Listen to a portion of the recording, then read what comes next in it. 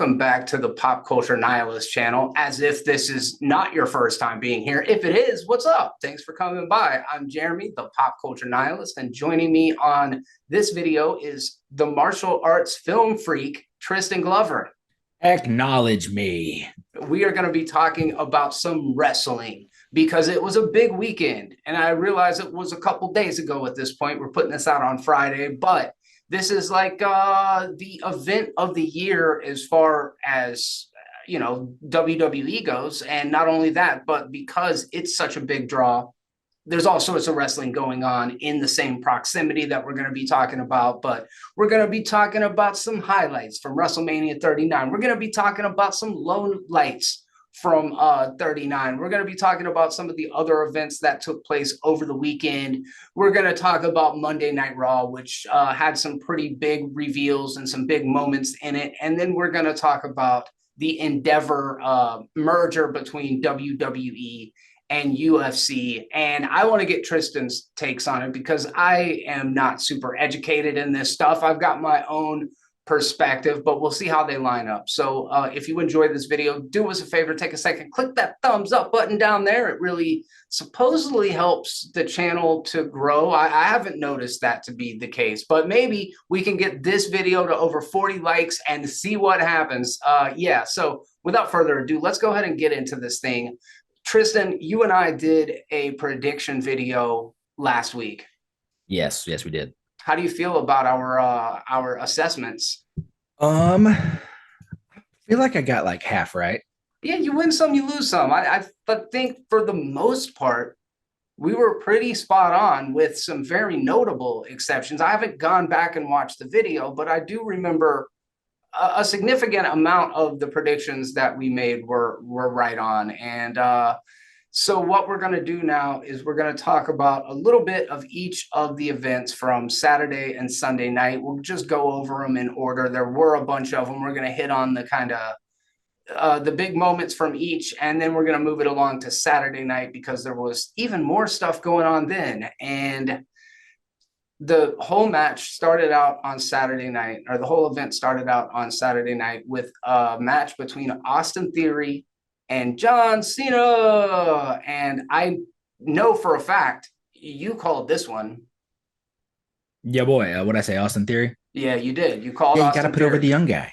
That's exactly what you said. And I agreed with that sentiment because another big thing that both of us took into consideration is that Cena was there for this event, but we couldn't see him coming back into WWE and having another run as the United States champion. He's a busy man. He's got a lot of other projects going on. And while it was great publicity to bring out Cena, he's a huge megastar. This was WWE Goes Hollywood. So it made a lot of sense to have him there. Wouldn't have made a lot of sense for him to win. What did you think about the match? It was a very understated match. I honestly was. It was a very forgettable match. I don't really remember almost anything from it. Not a whole lot of importance really happened during the match. It was just kind of it was good enough to open the show, I guess. Because if it would have been somewhere in the middle, it just would have been like a lull. But as an opener, it's fine. Do you think that there is something in the architecture of WrestleMania where they do make the earlier matches understated so that it feels like it's building to a climax? Or do you think it's just the way that it turned out? I think it's just the way that it turned out. There's been plenty of WrestleMania openers that have been like just gotten the crowd electric. Like I remember WrestleMania, I don't know, 37, 36. I think it was 36. Opened with Brock Lesnar versus Seth Rollins for the WWE Championship. Oh, wow. And Seth Rollins beats Brock Lesnar in approximately 45 seconds. And that made the crowd just freak out. Like, what just happened? He did that so fast. And then you can go back to something like a WrestleMania 23 that, and I think this isn't the first one to do it, but I think a handful of WrestleManias like 23 opened with the Money in the Bank ladder match. And so like, you open it with something that's going to have a whole bunch of crazy high spots. Okay. Do you feel like it did what it was supposed to do in that it put Austin Theory over and made him look like a valuable champion, or because it was not that impressive of a match that we kind of walked away feeling the same way about the dude? No, I mean, I think beating John Cena is going to do whatever for him. but at the end of it, it felt like it could have been on the pre-show. Yeah, I echo a lot of what you said. I didn't find it to be an exceptionally good match. It didn't change the way I looked at Austin Theory because, to be frank, I didn't know anything about Austin Theory going into this match. I mean, he's seems to be a fine wrestler. I don't know his personality or his character or anything like that. So it didn't really move the needle for me. To be honest, it was the second match that I'd ever seen John Cena perform in or fight in. And the first one that I saw was him versus the Big Show on like WrestleMania 20 or something like that. Yeah, I think it was 21. That was a kick-ass match. I really enjoyed watching that. So this wasn't on that level by any means, but the next fight was the Street Profits defeated Braun Strowman and Ricochet, Alpha Academy, the Viking Raiders, and I watched the highlights of this one. For some reason, I didn't know, like, I didn't watch it in order. I was at a pinball tournament on Saturday night, and then I went back the next day. I caught the Cena match, and then for whatever reason, the next thing I saw was Logan Paul versus Seth Rollins. But I think you had mentioned that this might be one of the better matches. Right. And I think it was a whole bunch of guys who knew that they were just kind of thrown into like I don't know, just like a spot for it. Like they needed to fill time. And so like it felt like that kind of match. But when you do something like that to a whole bunch of guys who are so talented, they shine. Like, and like I'll sort of equate it to like it's like UFC a little bit. One of my favorite UFC fights ever is, and it's two guys you've never heard of. It's these two dudes named Sean Pearson and Evan Dunham. They were originally on the main card. They got pushed back down to the prelims. So they agreed, we're going to tear it up. Yeah. And they had one of my favorite fights I've ever seen on the prelims. I think it's a situation like that where they knew they were just kind of thrown in like a throw together match. So they had to kill it. And they did. It was like everybody in the match had a great moment. Did you call a winner on this one? I think I said Street Profits. Okay. Yeah. And I did see a little bit of the Ricochet stuff on YouTube the next day, and he is a wrestler that I think is really fun to watch.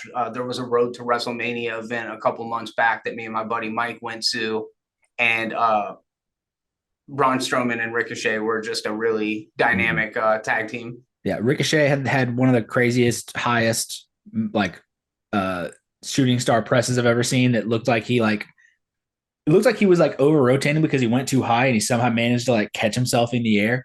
And then, but just before that, I can't remember blanking on the dude's name, the guy from the Street Profits. Braun Strowman was doing his like train thing around the ring, and he just like he waits on the inside of the corner and he just pounces on him, and he sends like Braun Strowman just to the ground so fast. And it was made even better by Titus O'Neil's commentary saying that's that D1 linebacker in him, and I was like, that's cool. Hell yeah, that was so cool. Is that Angelo Dawkins? Yeah, Angelo Dawkins. Okay, yeah, I know who Montez Ford is. I can't picture Angelo right now. He's great. He's underrated. Next match, and I don't remember what I said. I thought Logan Paul was going to win. I believe this was Seth freaking Rollins versus Logan Paul with a surprise cameo by KSI dressed as one of Logan's water bottles. I guess I thought that was going to be Jake. I don't think you were alone in that. Yeah, I knew there was definitely going to be someone in there, because you're not going to hide the face unless it's going to be someone in there. And so I just thought it was going to be Jake. So that's a trope, maybe. I mean, it's WrestleMania, so you're going to have those surprises. But typically, like, I don't know, there's always mascots. So I guess they don't always show someone's face. But I feel like in a situation like that, there's going to be somebody there. So I just thought it was going to be Jake. But also, like, I don't follow the KSI Paul brothers things that's at all. So KSI was not on my mind. And then I saw his face and was like, I know that guy. Yeah, same. So this was a fantastic match. Going into it, you had mentioned that Seth Rollins is one of the better people wrestling right now. I've been impressed with Logan Paul, and I do think that this was a lot of fun. And I wasn't aware. I guess I should have known that Seth Rollins is a massive star in wrestling, but when they did the singing of his song for like 3 minutes straight, I was like, holy shit, this dude like moves a crowd. So Hated his hot pants, loved the match. Thought Logan Paul had one of the best spots of the night, and that was The frog splash through the the frog table. splash through the table, through KSI, right? Mm-hmm. You know, Rollins throws KSI up onto the table right at the last minute. Mm-hmm. So he misses Seth and lands right on KSI. It was a cool moment among several cool moments. I really enjoyed this match, Tristan. I enjoyed seeing Logan Paul get his face stomped into the mat. Come on, man. You got to give him some flowers. Like he's good, right? Oh yeah, no, yeah, I've always said like I don't care for him personally. I don't like a lot of the things he's done in the past, even though he's apologized, whatever. But I can't What has Logan deny. Paul ever done that was controversial? Oh, just be born. Uh, I have always admitted that he is unhumanly, unfairly gifted athletically, and he can 100% go in the ring. And he leans into the heel character pretty well. Yeah. And he's not bad in the ring as far as his, I guess, promos, but like I think he knows his role in it and he fills it pretty well. Yeah, I think he's been leaning into being a heel for a long time on the internet. Yeah, that's a fair point. Next match, let me try that again. Trish Stratus, Lita, and Becky Lynch defeated Damage Control, which was Bayley, Dakota Kai, and Io Sky. If I'm not mistaken, this is one that you got incorrectly, and I think I was a coward and just didn't choose who I thought was going to win. What even did I say? I don't even think I said an answer for this one, did I? No, I'm going to say you're wrong, even if you didn't actually say that. No, I don't know. I have no clue. I thought you said they wouldn't bring the old people out unless it was to let Damage Control win. I remember you saying Damage Control was badass specifically, but we might have waffled. Yeah, I don't even know if I said an answer for this. I mean, it makes sense, have the legends win. Trish Stratus looked great. I loved her throwback outfit. She was awesome. Like WrestleMania, like 21 or 20 around there. This is kind of one of the more understated ones. I don't remember a whole lot that happened here. Becky Lynch, because I love so many people involved here. Becky Lynch looked fantastic. I thought, when she just comes running in there and just does like the beat down thing, everybody gets so hyped just immediately. She just comes in there and starts throwing punches and people go crazy. After 2018, 2019, Becky will always be one of my very favorites. Like her music and Sami Zayn's music get me more hyped than anything. All right. Yeah. I thought she was awesome. Also, to be positive, I thought Damage Control looked fantastic. I'm vaguely familiar with them. I think Dakota Kai is really good, and I think Io Sky is they're all really good. I thought that they looked technically really good, and I thought that Lita almost killed the match for me. I don't know what her status is as far as like, was she seen as a good wrestler, but she looks washed at this point. I don't know if it's age, not inexperience, but lack of practice lately or what it is, but she looked like shit out there, dude. Yeah, she had a few fumbles. I think it was, she's stepped out at WrestleMania a few times since her retirement, but I think it was having a match in front of that huge crowd probably had her stumble a little bit. I don't know. Yeah. And she was seen as good. She and Trish Stratus and like China were kind of bright spots in an era where women were not wearing lingeries and the matches and shit. Well, and from what I just now learned, post WrestleMania, she had a sex scene with the R-rated superstar on stage with Edge when they like got married or some shit, and it caused her to like quit. Well, she didn't. I think that didn't lead to her quitting, but she really didn't want to do it, and she was talked into doing it. And yeah. She quit like probably like 2 or 3 years later. But Okay. Yeah. I actually saw the footage of it and was just like, this is just weird. This is like layers of fucking fucked up and different time. Different time. Yeah. That was around the time I started to watch wrestling. Is it really? Yeah. So I watched China and Trish and Stacy Keibler back in there. By the way, Stacy Keibler looks like she has not aged a fucking day since weird. Back in the day. It's crazy. Yeah. Yeah, anyways, Rey Mysterio versus Dominic Mysterio. This is one that I think we were excited about. We did a little bit of preparation for it and discussed the match. beforehand, and I want to know what you thought about it. It was a lot of fun. I loved seeing Legado del Fantasma get in there to throw out Judgment Day. And then one of my biggest pops of the whole night was Dominic's mom slapping the shit out of him. That was good. Yeah, And then absolutely. I loved how the crowd popped when like Ray comes over and Ray gives her a kiss, and that crowd went insane. That crowd was like, yeah. When he threw the drink cup in his sister's face, I thought that was a pretty hype moment. I was Mhm. like, oh shit. Yeah, there was a lot of drama in that match. Knowing a little bit about the history, I do think elevated it for me. I didn't, it wasn't the match that I would have hoped for. No, it wasn't the most exciting match, but it was, in terms of just the story aspect of it, kind of knowing all that, that kind of is what brings a lot of it out of you. And when you have that stuff, you don't need to go as hard into like the wrestling so much. I can buy that. Yeah, sure. That and Rey Mysterio coming out in the lowrider with Snoop Dogg to Latino Heat's music that's some good for the soul. One of the best intros of the night. I think that's fair to say. Mm-hmm.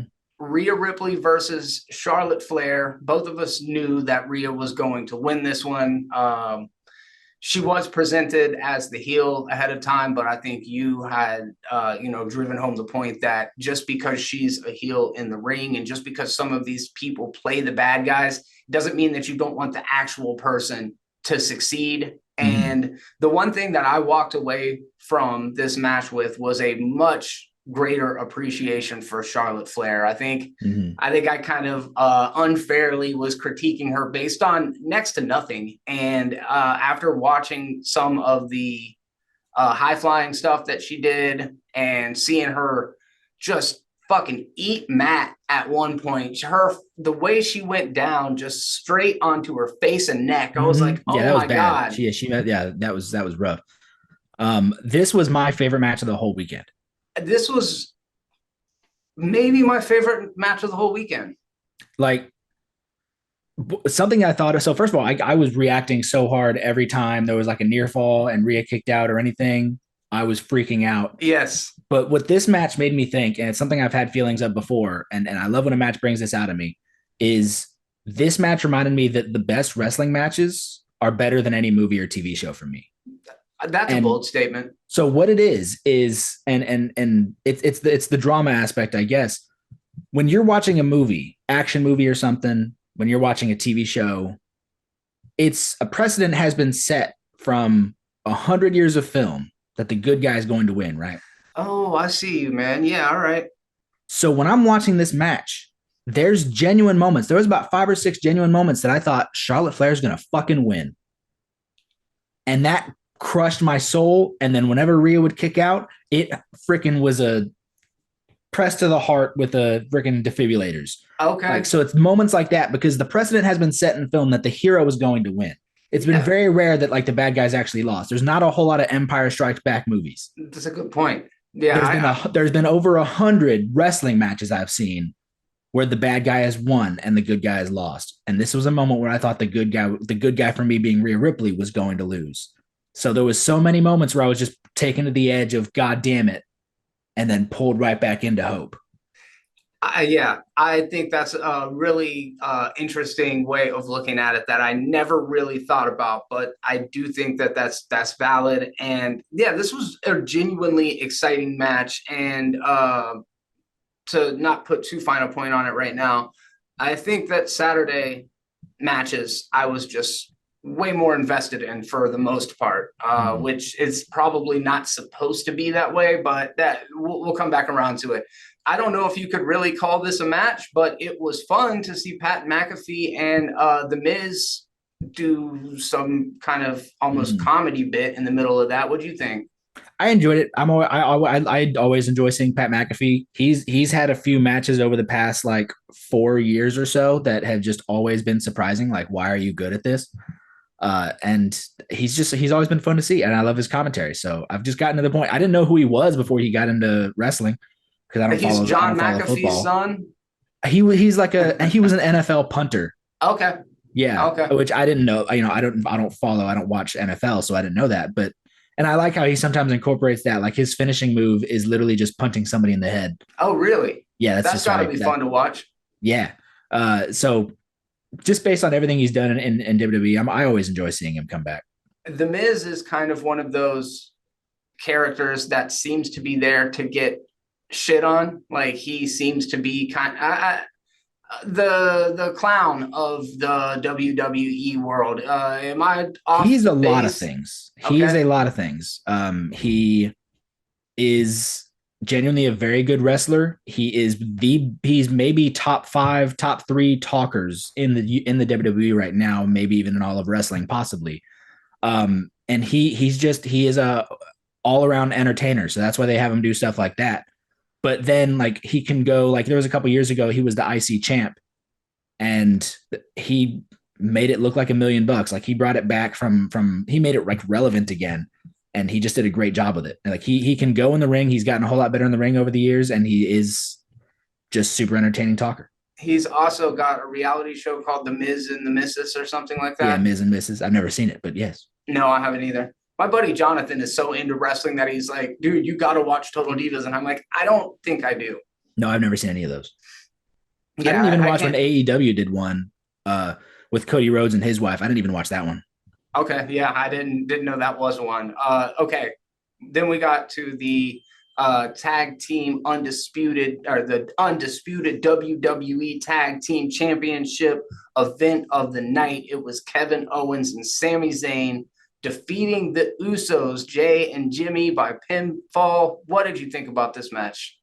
I thought this was electric, and nothing was like as long as the right people won, there was nothing that was going to bring this match down. The match, honestly, the match could have been bland, and as long as the right people won, it wouldn't have mattered.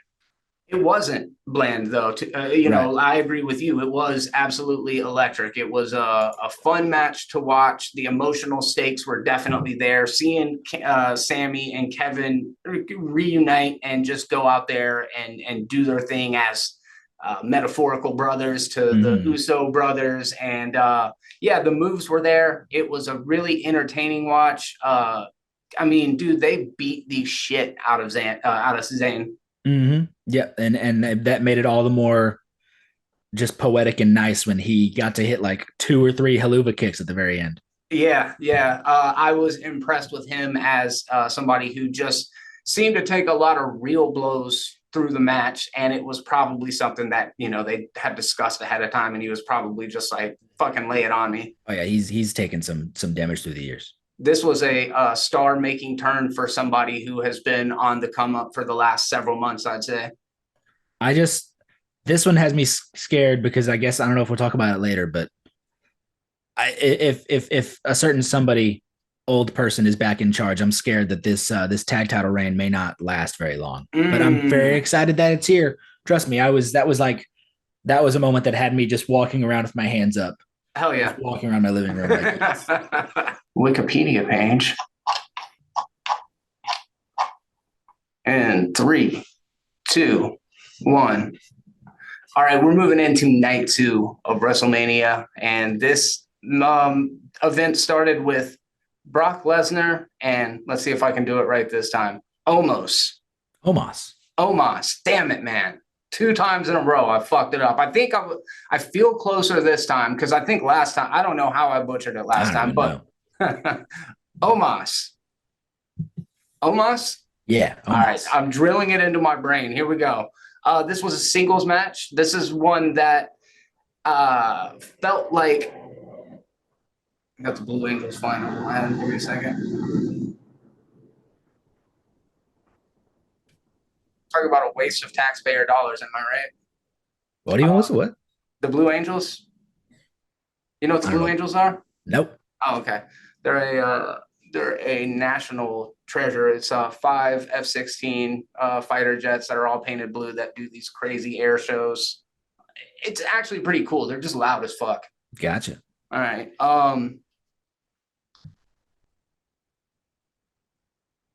How do I even start this one? Okay. So Brock Lesnar, big guy, former MMA fighter. Uh Omos, Yeah, boy. also a big dude. If I had to put just a real general statement over it, he's the Black Giant, and I think that's almost kind of how they sell him. Is that fair to say? I mean, I guess Doesn't he have like the same finishers and shit? I don't know. I think his finisher A bear hug, right?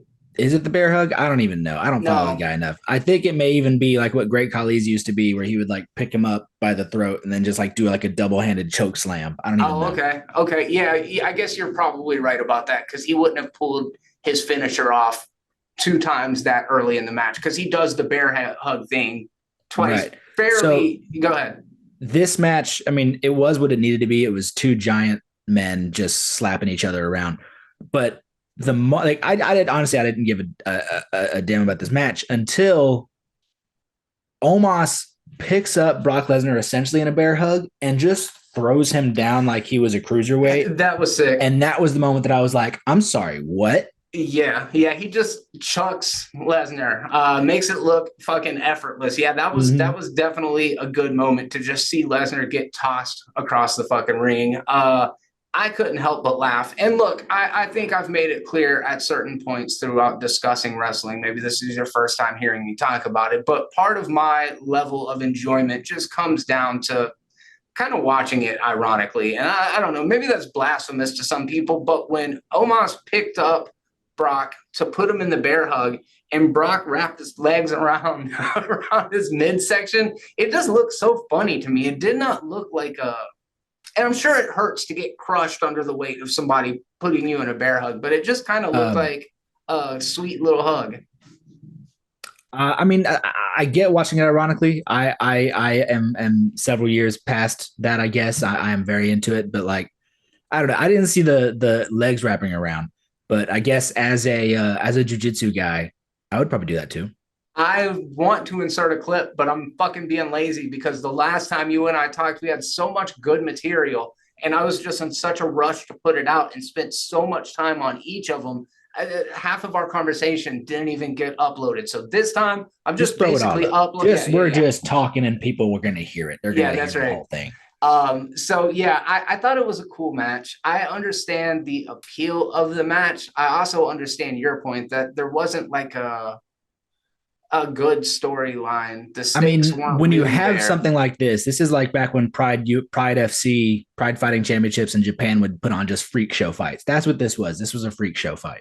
Yeah, I could see that. Just giant dudes in there swatting at each other. All right, well, we won't spend too much time on it. Let's talk about Ronda Rousey and Shayna Baszler defeating Liv Morgan, Raquel Rodriguez, Natalia, Shotzi, and Chelsea Green and Sonya Deville by submission. This was another of those matches that was just a lot going on, a lot of people in the ring. It was a fatal four-way tag team match. I enjoyed watching it, but the outcome was just so stupid. It was fun enough. I really enjoyed them coming down in their gis. That made me very happy as a martial artist. I liked it a lot. It wasn't like the craziest match. It had a few spots I enjoyed that aren't even coming to mind right now because that's how good it was. I think what is it? Did Shayna Baszler just get the submission at the end? Yes. Yeah, I mean that's how it should have gone. That's what I need to happen is I need Shayna Baszler and Ronda Rousey to win the women's tag championships and just go around bullying everybody. I need them to be submitting people, knocking people out because that's what should be happening, especially for Shayna Baszler. Because she's a badass UFC fighter. Yes, and when she was in NXT, she was a bully.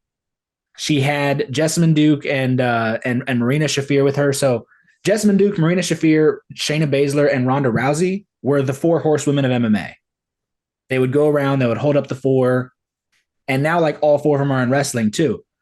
And so when Shayna Baszler was in NXT and she was NXT champion, she was just undefeatable and she would just bully people. She'd be like, you can't touch me. She'd kick people around. She'd stomp people's elbows in. She'd choke them out. No one could touch her. And then when she came to the main roster, she's just kind of fodder. She just hops around a lot. I see. There was one spot where Shotzi did, I believe, a frog splash off the top turnbuckle and knocked down everybody that was tussling outside the ring. That was cool and also silly, but I enjoyed it. Just all collateral damage. Everybody fucking went down. I thought that was neat. Yeah, Shayna and Ronda, they looked like they just went to the fair and got their faces painted from one of those like booths that are sitting Yeah, I never at loved their any makeup, but it's corner. fine. Yeah, whatever about that. I don't know enough about them to really have a strong opinion, but I did not like how easily it was given to them in regards to a lack of technicality on their behalf. Tell me if I go ahead. No, so I don't mind how easily anything will be given to them if that's how they just proceed. If they proceed as just dominant bullies, I'm totally cool with it. Is it true that when Ronda joined the WWE that she really did put in a lot of work and she tried really hard and they gave her good matches and people hated her anyways? And since then, she's just kind of said, well, if y'all are going to hate me anyways, I'm just not even going to fucking try. And she just She leaned came in at a into the bad thing. time. Okay. She came in at a really bad time. She was a great wrestler and she still is a very good wrestler. But actually, when she came in, people thought, oh, she's a natural. She's got this. And she is. She's an entertainer. She's an athlete. She can go. She's got it. The problem is she came in at the rise of Becky Lynch. When Becky Okay. Lynch, I I told see. like I said last week, when Becky Lynch was really on the rise, she was the most popular person in professional wrestling in the world. It doesn't matter what company, New Japan, Ring of Honor, anything that was around, Impact, man or woman, the most popular person in wrestling was Becky Lynch. So it was clear that the plan was for Ronda Rousey to, be the top woman and beat like Becky Lynch at like Survivor Series and all this stuff. And the fans were like, that's not happening because Becky Lynch is the man, which she was the man at the time. Yeah. Like no one's touching Becky Lynch right now. And so when it came, actually, they ended up pushing it to be the main event of WrestleMania was Becky Lynch versus Ronda Rousey versus Charlotte Flair for no reason. Yeah. Okay. Because Charlotte Flair is just always in the mix. Overbearing. Like, yeah, like the fans pushed for that moment because Becky Lynch was the most popular person in professional wrestling. So Becky Lynch or Ronda Rousey came in and they tried to push her as the biggest babyface in the world. And the fans were like, you're fine, but if you're going to go against Becky Lynch, we're going to boo you. Okay, I see. That makes a lot of sense. Yeah, Becky Lynch and Seth Rollins. I guess they're married to each other, and both of them just seem to be really beloved by the fans. Yeah, and weirdly, it doesn't work on screen. They tried to do like a thing with them on screen, and it was kind of funny, but it really didn't work that well. I said that last week. I love to watch Liv Morgan wrestle. She was at the WrestleMania event or the Road to WrestleMania event that I went to, and I just she's good. Like you said that she's down to like take a hit and like do the more extreme matches. I haven't seen a lot of that, but when I watched Royal Rumble, she was like second one in, or the first, because there's two people in at the beginning, and she stayed to the very end. To the very end. Awesome. Super good endurance. She's little, and I think she's definitely got that je ne sais quoi. So I enjoyed that match. I thought there was some interesting stuff in it. I just I get what you're saying too. And Ronda Rousey's finisher is the armbar, right? Right. Yeah. And that's not something that's great to look at, but goddamn, is it effective? Yeah, and she like, and it's funny when you are like a jiu-jitsu guy or something. You can see the way she pulls it to where it doesn't hurt at all. Oh, like yeah. She kind of just pulls it in the wrong direction, but it's fun. It's fun. Okay. When I was getting back into wrestling in about 2015, I would see a couple clips the year before, and Alberto Del Rio was doing the armbar, and I hated seeing it it's because I couldn't take it. I couldn't get into the kayfabe because, like, as a jiu-jitsu guy, I'm like, if you're in an armbar, you're tapping instantly, or your arm's gonna break. Yes. And people would be in it for like 45 seconds trying to escape, and I couldn't break the reality. But now I can break the reality just fine. It's fine, whatever. It's like less than 2.5 pounds of pressure on a completely extended arm to just snap that shit in half, I believe. Yeah. Yeah.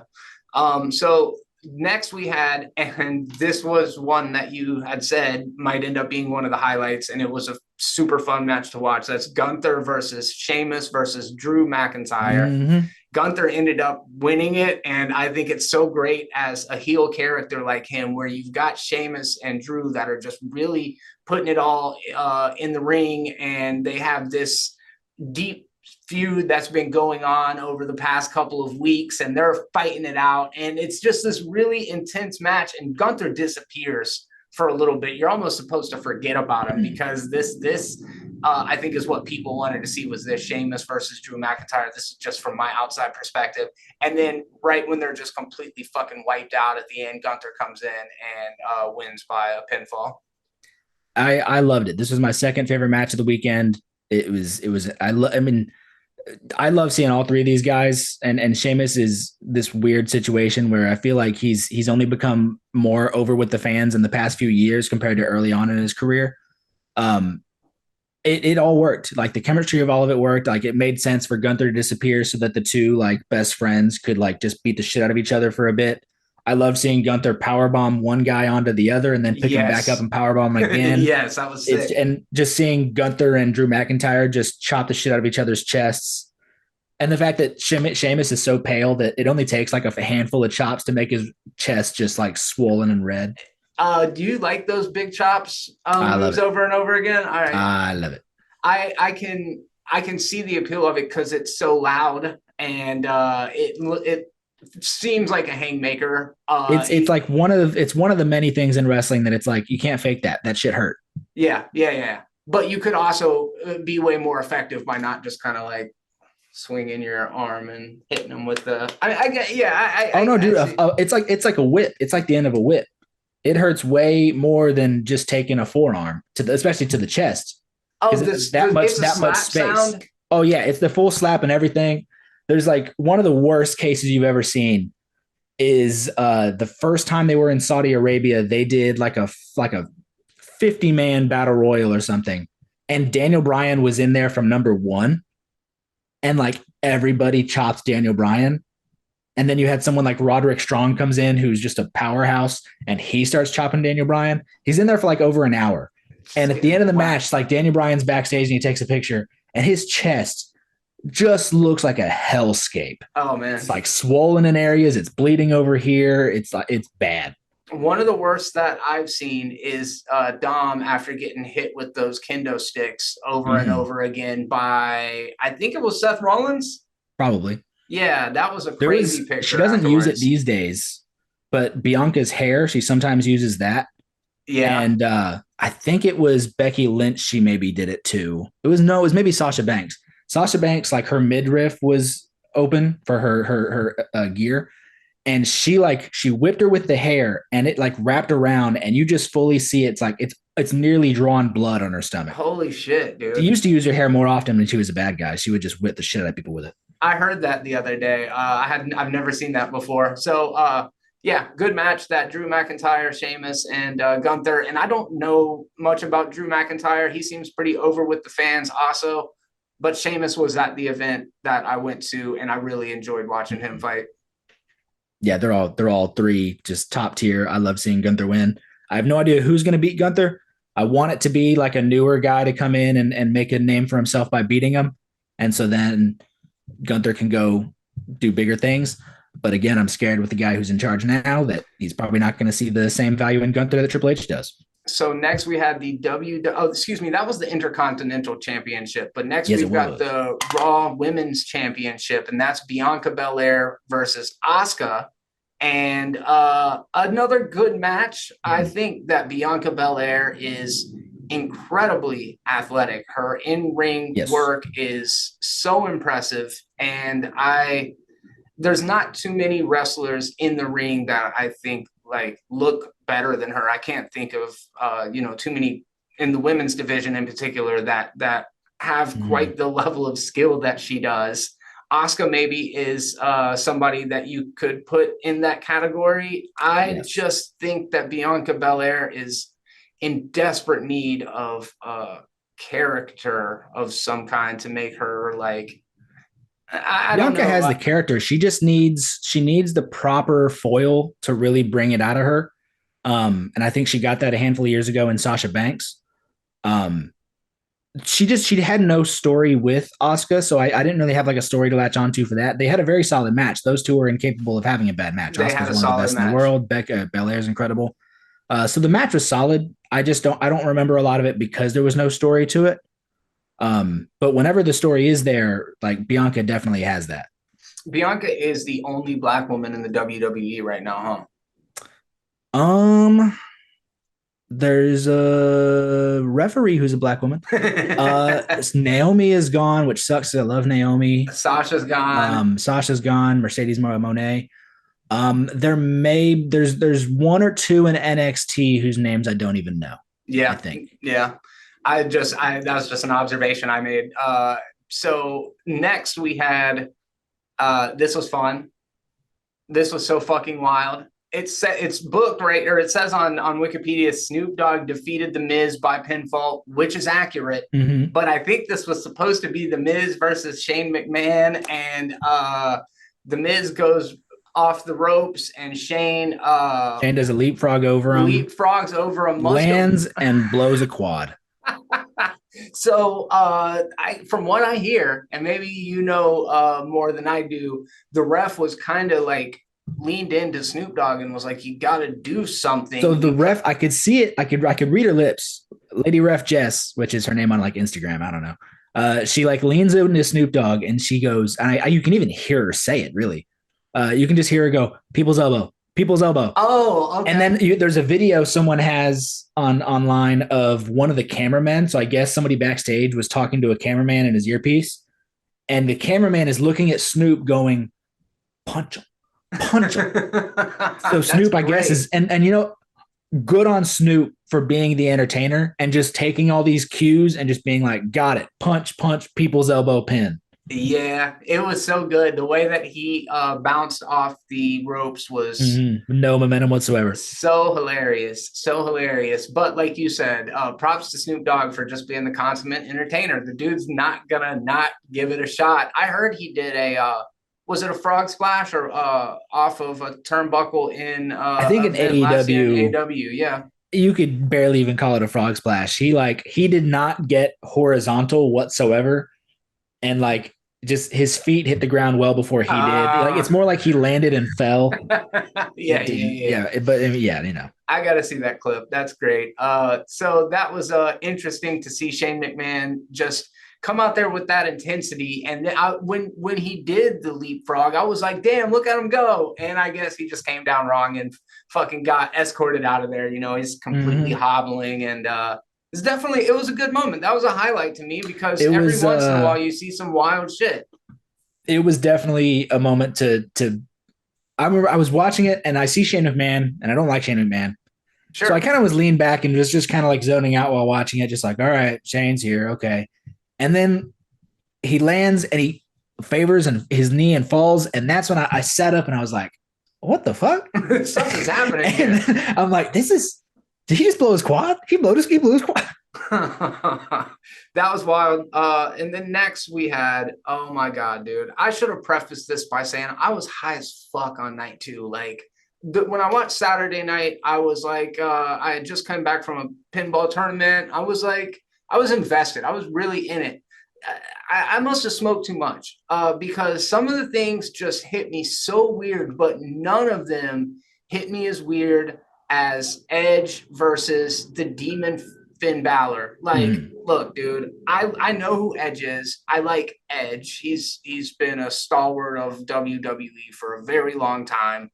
I'd never seen the Demon, though I do know Finn Balor from Judgment Day. And when he came walking out there, and you've got an explanation why, but I'm just telling you how it hit me. When he came walking out there with that costume on, I started feeling like, oh my God, WWE is 100% children's entertainment. This is a fucking clown of a character. And he came out there, and what's interesting about that dichotomy is if this is children's entertainment, this is one of the most brutal matches I've seen, especially in the PG era of WWE. I mean, this fucking match was so brutal, and there was like a real cognitive dissonance there. I fucking hate the Demon. That character is so stupid. He looks like a Power Ranger villain. If Rhonda and Shayna looked like they got their face painted at a fair, he like got just full-on body paint. And like I know that he used to do that in NXT. And what I also heard is that the Demon hasn't always been a supernatural character, but because they were showing like a promotion trailer for this new possession exorcism movie with Russell Crowe. Mm-hmm. It got set up where like Russell Crowe's talking on the overhead, and it just like the whole thing was so fucking corny to me, B. And then it got into one of just the most brutal matches where like Finn's throwing chairs at Edge, and then Edge takes a ladder and just fucking smashes him with it. And we saw like the cut on Finn's head after the match. Staples, not even stitches, staples. Dude, wild. And there was blood all over the mat. And my buddy Jonathan's like, is that blood on the mat? And I was like, nah, dude, it's like purple paint or something. They can't be hitting each other like that. This is not that kind of thing anymore, right? And I was completely wrong. No, like a doctor got in the ring. The ladder. Yeah, go ahead. A doctor got in the ring mid-match and put staples in his head during the match, and they had to cut the camera to Edge like leaning on the ropes, and there was not show the doctor just stapling his head. We could see, in one of the angles that there was clearly a doctor there that was inspecting him, and then Edge goes over to underneath the skirt of the mat and starts lifting it up and looking at different weapons that he can grab, and there's like this colorful kendo stick. It was this really weird mix of way too brutal and way too silly. But you got to tell me, dude, why is the Demon not the dumbest fucking character in the WWE? So the Demon is hindered in this situation by two things. It's still sunlight out.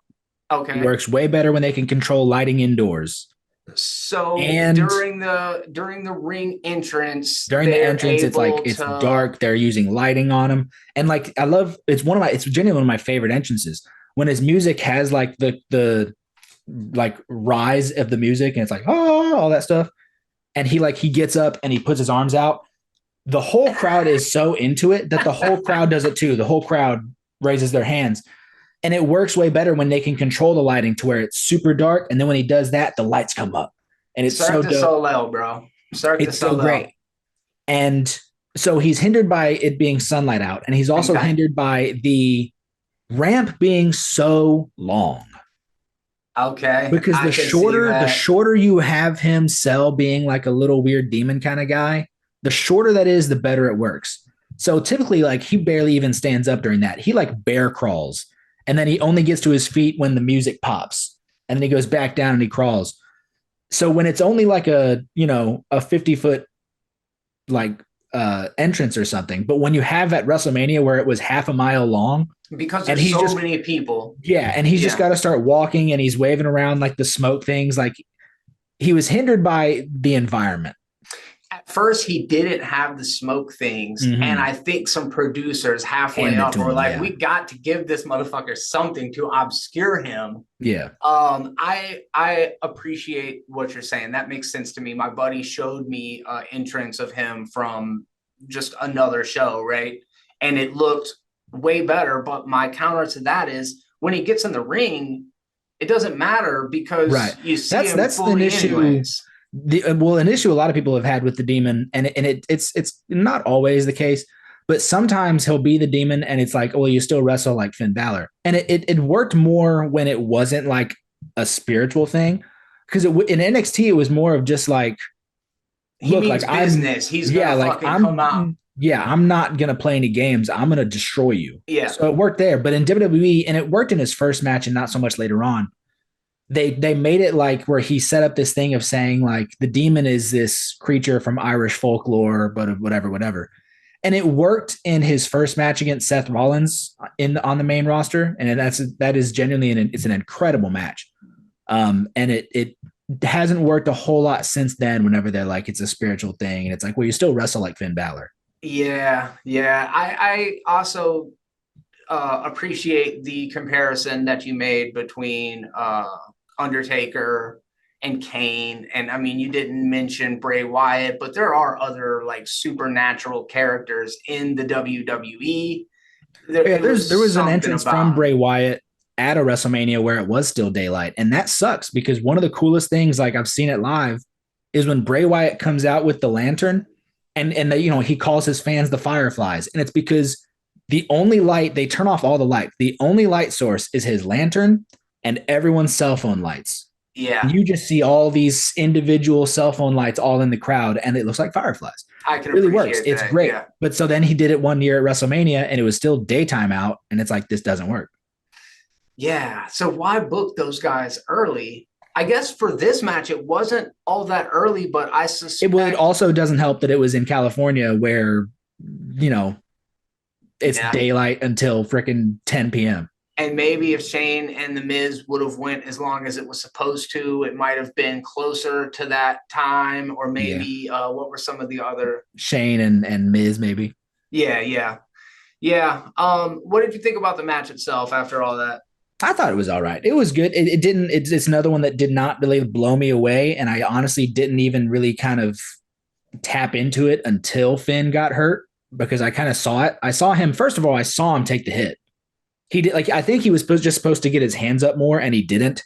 So he got his hands up to about here, and part of the ladder just made it in, and I saw him take it. So Shit, I was dude. like, that connected. And then like moments later, I see the ref checking on him as there's just blood falling from his head. So I was like, oh, something's wrong.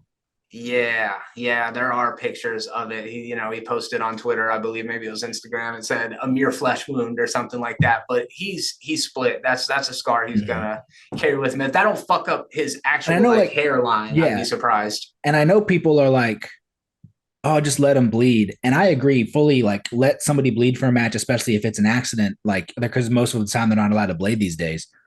But when you have a situation like that, like, nah, he needed some staples. Yeah, and I don't know about that mentality of let him bleed, dude. It felt It gratuitous. depends. It depends because I mean, I'm going to go back a really long time, but you go back to something like, and I guess it wasn't really an accident. Bret Hart did it, but Bret Hart, Shawn Michaels, like there's been great moments where someone bleeds on accident, and you just kind of got to let it go. But when you have something like that where it's like, no, his head is split open, like Yeah, that's not good.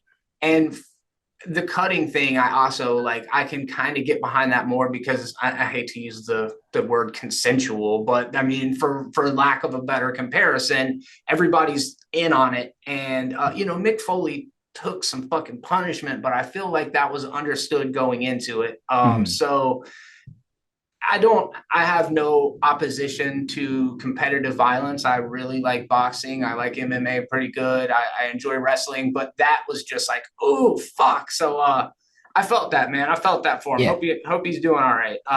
But yeah, I didn't care for the match that much. It seemed more built on those extreme moments than it was on being a really yeah. And again, I've been kind of over this story since. I mean, really, it should have ended. They had a tag team match between Finn Balor, Rhea Ripley, and Edge and Beth Phoenix. That it really could have ended there. yeah, yeah.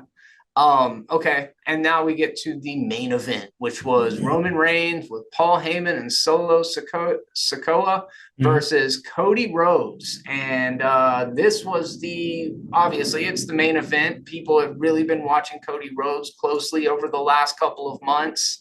Um, there was, I think, an air of Cody Rhodes is destined to win this WrestleMania. This is for the undisputed WWE Universal Championship. He has this great story. He's the son of Dusty Rhodes. Roman Reigns has been reigning champion for so long now. Are they finally going to fucking mix it up? Are they finally going to change the hands of the title? And this was not the event for that to happen, man. No, and it really sucked the complete life out of me entirely. And I thought it was a great match up It was until a there. great I match. loved it. I was fully into it. I was like I was reacting to all the near falls and all that stuff, all the spots. I loved like Solo cheating and then getting thrown out. I was into it. That was cool, yeah. Uh the Usos coming down and cheating and Sami Zayn and Kevin Owens kicking him out, into it. And then Solo hits that last Samoan spike, spear, pin, 1, 2, 3, and I was fully just like deflated. I was like, you just sucked the air out of the room. It, in a Was it And the like wrong choice? I I hate to say it was the wrong choice and like undermine what could happen in the future because according like just going off like what Triple H said during the press conference, he's like, this is not the end of the story, it's just the end of the chapter. But I think that was the hype was there. the hype was massive. It's WrestleMania. It's the biggest stage. Cody Rhodes saying all this stuff about I'm going to be the Rhodes who wins the world title at WrestleMania. I'm going to win the championship my father never won at WrestleMania. I don't think people want to build for another year. Yeah, that's a long time, Yeah. especially considering all of the history of Roman Reigns. But I'm gonna say this. I was rooting for Cody leading up to this match. I was totally bought into, I guess the hype, for lack of a better word. I really liked Cody's in-ring promos and the way that I even said it the last time we talked, the way that he kind of stripped away a little bit of the persona in the kayfabe and actually talked about how it tied directly to his life. I thought that that was compelling, and this is definitely an interesting angle. He does his introduction. The pyro fucking techniques are just going off. It was amazing. I think that was like the biggest pyro budget ever spent on a entrance. And then I noticed the eagle wings on the back of his jacket, and I'm like, dude, this costume is so I've dumb. never liked his costumes, and what it is in AEW he he made his entrance attire look like Homelander from The Boys. And I used to always look at it and think, he knows that Homelander's the bad guy, right? Yeah, But I like there was get almost that. kind of an air to it of like he was kind of an arrogant good guy. And so it's like, is he trying to be like a Homelander? It's kind of working, but also, he's the bad guy. It's And Cody's always baby confusing. face, right? Yeah. Yeah, I get that. I 100% get that. And then the fucking pianos appear, and there's like 8 concert pianists on what looked like grand pianos, but they actually had keyboards in them. But they start playing this like very Godfather music. And the moment that Roman entered the room, I was just like, this is that dude. Like, this Mm-hmm. motherfucker has just got it. Like, whatever it is, me not having the 3-year history or 2.5-year history of watching this guy just constantly win. I'm not maybe as sick of him as other people are, but just strictly based on that moment alone, I'm like, no, this dude is a fucking star, and there's no wonder why they have continued to let him win. It's because he is like a presence, dude. So the Mm-hmm. moment that he came out, I was like, this is Roman Reigns' match. Like, there's no way that this dude is going to beat this dude. And sure enough, that's the way that it went down. And it's, Cody would have won the match. I think obviously if Solo wasn't there, things would have Mm-hmm. went completely differently. I am interested to see how things go in the future, but it's really hard for me to see. I don't even know how to put this delicately. It's I really think hard for in me to order for them see this to guy win over Roman. in order for them to build that again, they're going to need to really put Cody through some shit. And I think they're starting to do that with Brock Lesnar if they're going to continue it, but he's going to really need to be brought down to the dumps over a year and then taken right back up to the top. If they take a little bit of heat off of him, will people be ready to come back around in a year? Because I hear like a lot can happen in a year, but there are wrestlers throughout history that have had highs and lows. So, If you tell it right, it can. And I think it happened with Becky Lynch at the very start of her rise is what got her what began her popularity. It's not what skyrocketed it, but what began her popularity was she was on a massive losing streak. And then she started to get the wins back, and she started to win more and more and more until she got that title shot. And she had been so low, and she'd won the fans over so much with the winning again, that when it was time, when people thought it was time for her to win the championship, they were fully into it. hell yeah.